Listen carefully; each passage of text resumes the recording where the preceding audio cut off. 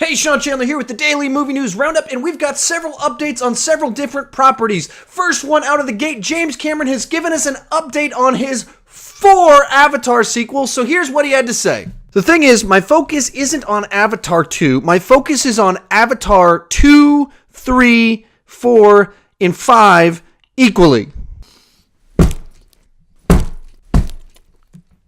Okay, probably shouldn't have done that. They've all been developed equally. I just finished the script for Avatar 5. I'm now starting the process of active prep. I'll be working with actors in the capture volume in August. So I'm booked in production every day between now and then. Our volume is up and running. Everything is designed, and so we're going full guns right now. Feel like I've been let out of jail because I've been in the writing cave for the last 2 years. I'm actually enjoying life. I don't enjoy writing. I wouldn't wish writing on a dog. Okay, so I talked about last week, one of my videos, how I'm not crazy about this James Cameron doing Avatar movies forever.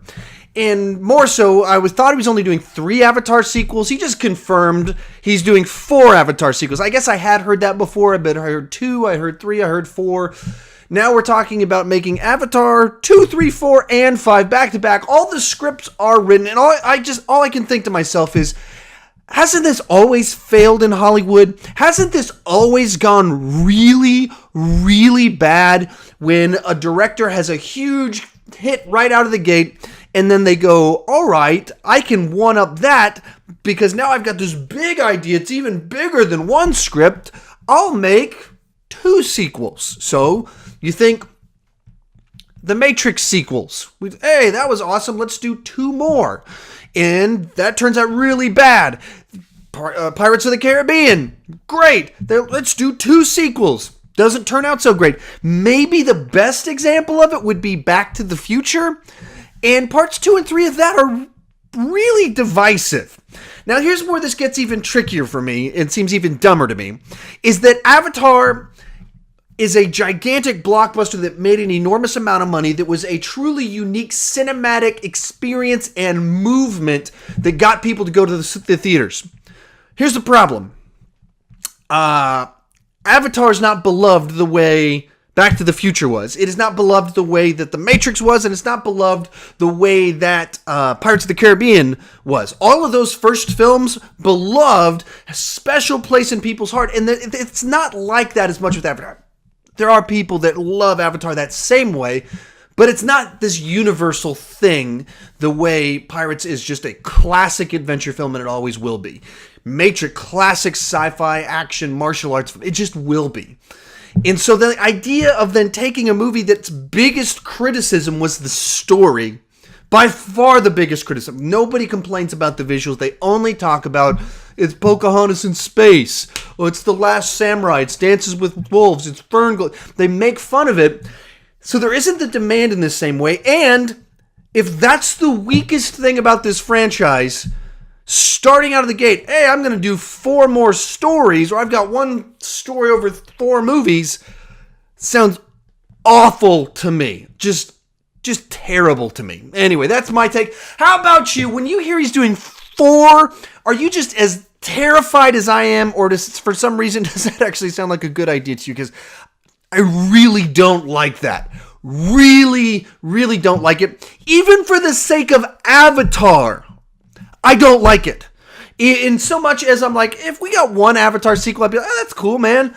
But when it turns into 4 of them, I just go, this is not typically have a great track record when a guy tries to do that many of something in a row. So tell me your thoughts in the comment section. Let's talk about it. Next topic, I'll cover this one really, really fast. They have begun production on the Han Solo movie. They tweeted out this picture.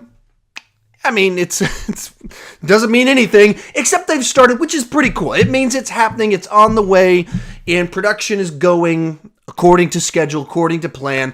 So, not much to say about that, but that's pretty cool. Next story real quick, we get a little bit of an update on the upcoming potential Highlander reboot from one of the directors of John Wick. And below, I've got a link to the full interview. There's not a whole lot to say because it's kind of really speculation at this point in time, but essentially what he says is that, yeah, they're working on it. There's all kinds of discussion about ratings, but he's thinking about doing a trilogy with him. So, there's not really much there that you could call substantial progress, confirmation, anything like that. But it is to say that it's still on his mind. He's still working towards it when, finishes John Wick type stuff. That's what he's working on, which if you're a fan of Highlander or you're a fan of the idea of Highlander, and you gotta be excited that they got one of the John Wick guys to work on this project. I don't know how you wouldn't be excited and go, well, that'll be cool, because that's my thought.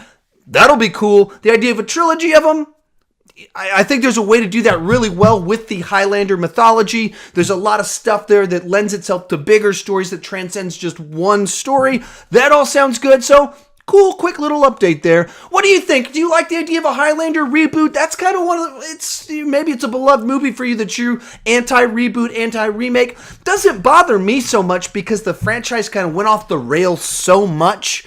With the follow-up movies. I didn't watch the TV show. It was better than the sequel movies.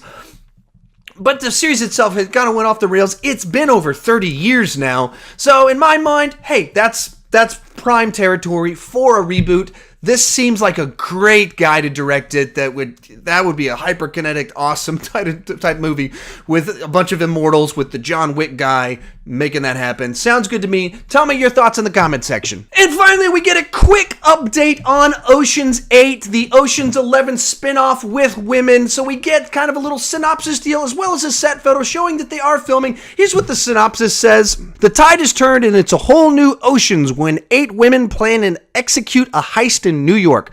Oscar winner Sandra Bullock stars in the title role alongside Oscar winners Cate Blanchett and Anne Hathaway, Mindy Kaling, Sarah Paulson, Awkwafina with Rihanna and Oscar nominee Helena Bonham Carter. Oscar-nominated filmmaker Gary Ross is directing. As you can see from the picture, they are in a subway, and I don't have a whole lot to say about this one. Actually, of the gender appropriation, women could do what men do, spin-off, sequel, remake, reboots they're doing, this one, I guess the most I go, I'm not bothered by this one. Sure, go for it. I mean, I just don't care too much. Somewhat because they're all in. They're not like halving it or anything like that. You're getting Sandra Bullock, Anne Hathaway. I mean, you're all in on this deal, trying to bring in the big names, and fair enough. Sandra Bullock hasn't been doing enough stuff I've cared about for a while, so hey, give her one last shot at a big blockbuster. That's all fine by me. At the same time, there's a side to all of these types of, hey, look, women can do what men do, spin-off, reboot thingies that just seems kind of pathetic to me and pandery to me, and seems to also, whatever point they're trying to make in doing it, seems to have the opposite message. Because if you have to copy men to whatever you're trying to communicate, the message is lost. Maybe that's not what they're doing. That's what it feels a little bit like they're doing. So I'd rather see just create your own franchise with all women doing something exciting. I don't know why we have to make it an Ocean's one. But there it is. It doesn't bother me as much as most things of this nature. So anyway, that's my take on Ocean's 8. What are your thoughts on it? Is it another pathetic sequel to you, reboot thingy with women taking over another franchise that should be left for dead and dormant that they're bringing back for no reason? Tell me what you think. There's a lot to talk about today, and apparently they're going to drop a Beauty and the Beast trailer later today, so I'll probably do a trailer reaction to that. I don't have my daughter on hand. I was hoping they would have dropped it and my daughter would be on hand. We'd make the video for you. That can't happen, so hopefully she will still be awake by the time that is released. Anyway, I'm rambling. Thank you for watching my channel. If you're new to my channel, you never click that subscribe button. Please consider clicking that subscribe button. I have this daily movie news roundup where I talk about the daily movie news and round it up and share my opinions on it. I also do 3 or 4 movie reviews each week, as well as a live show on Sundays where I interact back and forth with you, take your questions, take your feedback, have a lot of fun, because I don't want to just talk about movies. I want to talk about movies with you, and as always, thank you for watching.